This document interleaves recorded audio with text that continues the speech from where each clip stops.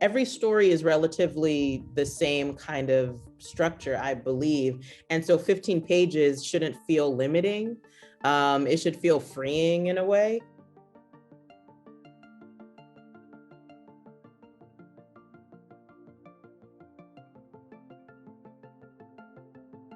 I'm a big believer in giving your character a want, whatever that is, just character and want, because that at least opens you up to obstacles, that opens you up to something. But it's sort of character wants something, goes after it, wins or loses.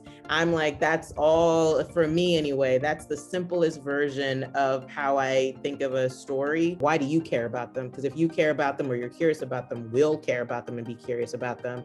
And then something that they want to get. And it doesn't have to be tangible. It can be emotional. It can be any of those things. If you understand compelling character, wants something, has a difficult time getting it, either gets it or doesn't get it, you will be a working screenwriter forever. For check yes or no, so just like a quick log line, it's about a 12-year-old girl who's trying to get her first kiss by the end of the day. And for me, that movie really came out of just loving those classic 90s coming of age stories. So I think number one, it was just, what kind of movies do I like? These are the kind of movies that I like. How can I kind of play around in this world, right? Sujata, it took you some time to write definition, please. Talk about the iterations. Did you sit in the room and hey, I need quiet. I need 6 hours, 2 hours. Whenever I get a little break, I'll write it. Or, did you go all in marathon to just get it done? You know what? I get ideas and then I just write it and I marathon write it. And I call my first drafts vomit drafts because they're terrible. And so I'm always just trying to get that page count and I'm trying to get to the 90 pages. And then I go back, it's all about rewriting. I go back and I spend, like 1 or 2 months on a really good second draft that's better than the vomit draft. Mm-hmm. And then I have like 4 or 5 friends that I trust who are writers and creators, and they give really harsh notes and criticism.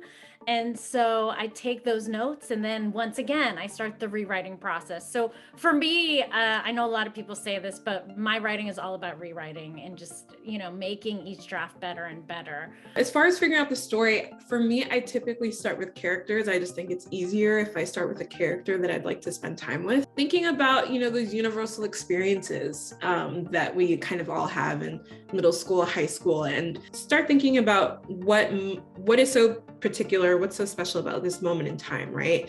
A short, you have 15 pages, 15 minutes, we're dropping in on these characters' lives. What is so different about this period that we're watching, and how are the characters' lives changing? In terms of a short film, it's like, don't write a short film with like Michael Bay explosions in it, because it's not going to be doable. So write something from your experience, because we all want to see that and it's exciting. And those action fight scenes will come later when like WB comes calling. But right now, write those small movies that mean something, where you are, really relating to these characters, you're relating to their relationships, their wants and desires. I also allowed myself the permission to fail. I was like, if this sucks and the end product is just terrible, then fine. I just, I took a chance. It's a business, so there's a lot of icky, real, difficult, complicated stuff to go along with it. But the other side of it really is play.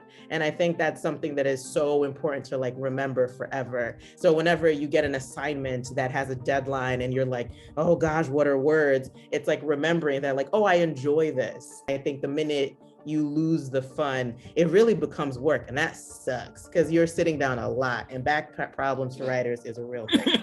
So it's just like, enjoy it.